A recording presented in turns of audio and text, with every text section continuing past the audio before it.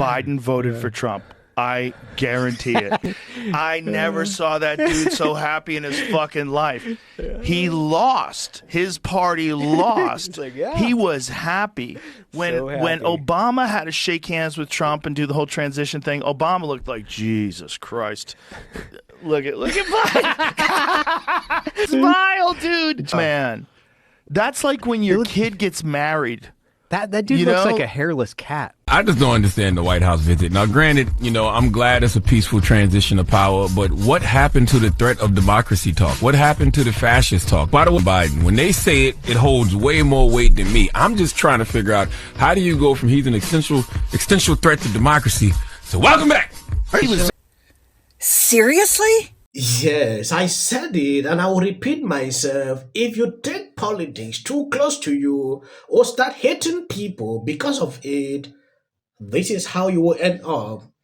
He has been using that same talking point. Now he is even regretting what he has been doing.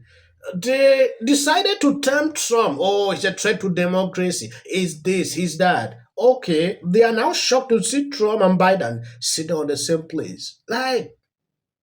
Okay, imagine you separated with your family, then you see this. How will you feel? According to this tweet, woman calls for Kamala to be made president and use the military to arrest Trump. What if Joe stepped down, makes Kamala 47, then Kamala uses the power the Supreme Court gave? She should go in there with the military and get Trump. So hear me out. Hear me out, y'all. So what if, I've been thinking about this. I think about this stuff all the time. I'm crazy.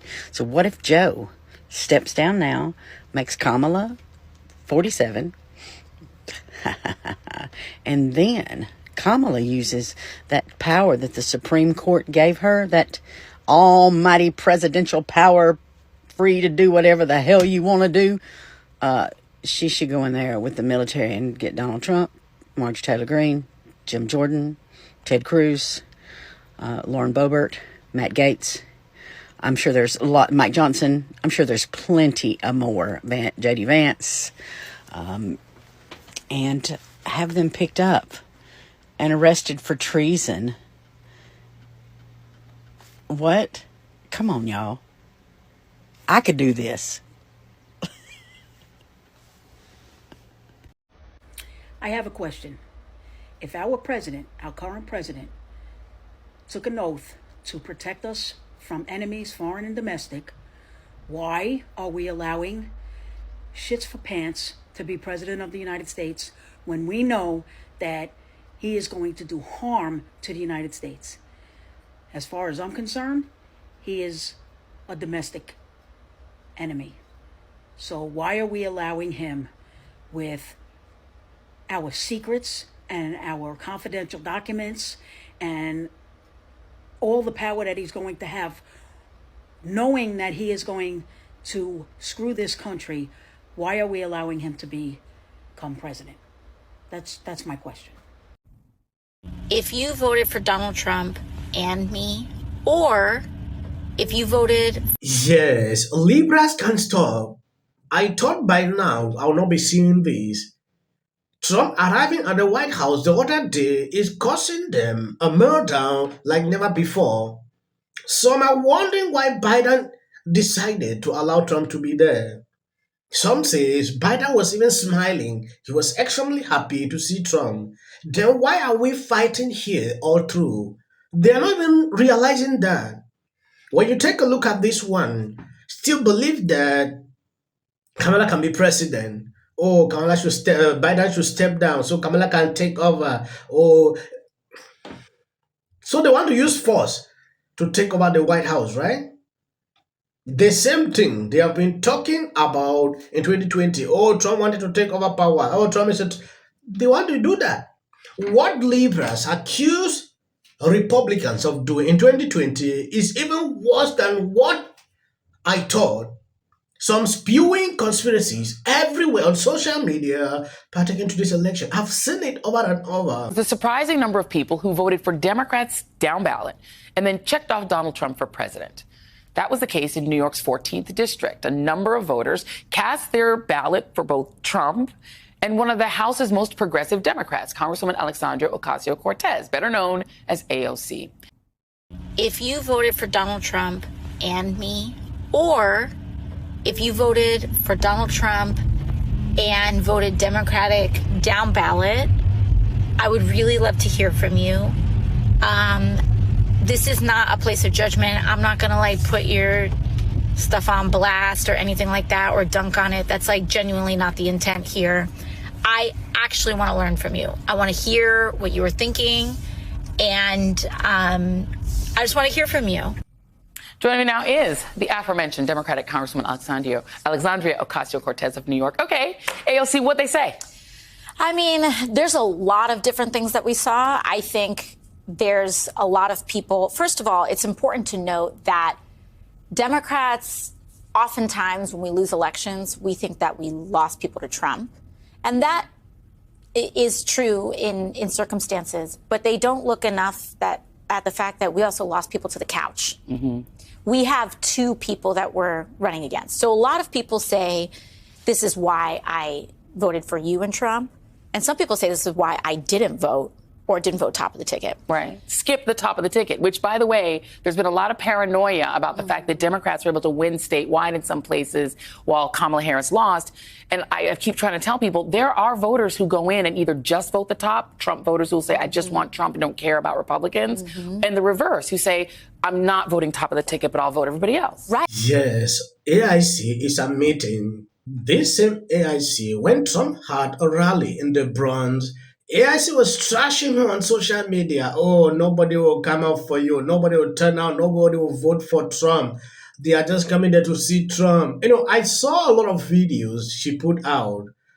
Now she's acknowledging that, people actually changed their minds. Voted for Trump. They didn't vote for Kamala. It is shocking to this lady. And it will make her to adjust because along the way, they have been thinking like they have monopoly over people's brain. That is the sense these people usually think. They think they can do anyhow. They will just go there, convince few people, they cast a vote for them. But it is changing. Places where they never thought could go for Trump, they saw it. The reason you see them struggling to go back and observe. Something really interesting, guys. Kevin, let me start with you. So sure. Congresswoman Alexandria Ocasio-Cortez, very progressive New Yorker, she went on Instagram to ask people, looking at the polls and realizing, like, hey, there are hundreds, if not thousands, of people that voted for me in my district and also voted for Donald Trump. Why?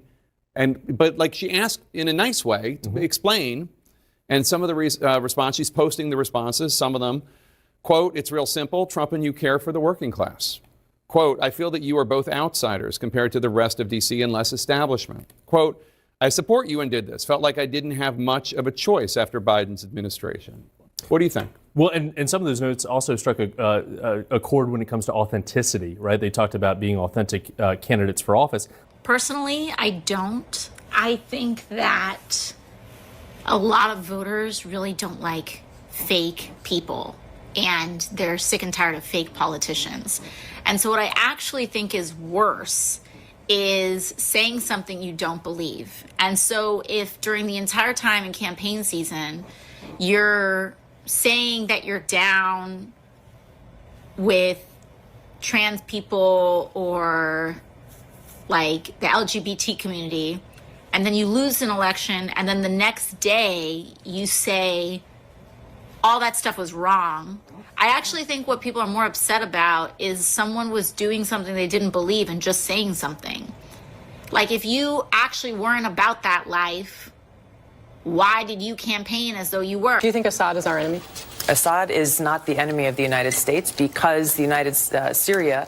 Cities were the resistance, the core of the resistance. What happened in 2024? You think of a major city in the United States, Donald Trump put up the best Republican performance for a Republican nominee for president in at least 20 years, if not the entire 21st century. We're talking about Chicago, Los Angeles, New York City, San Francisco. Across the map, Donald Trump put up historically strong numbers for Republican candidate, for president, in places that, truthfully, if you had asked me 8 years ago, I would have never thought possible. Look at a map of New York City.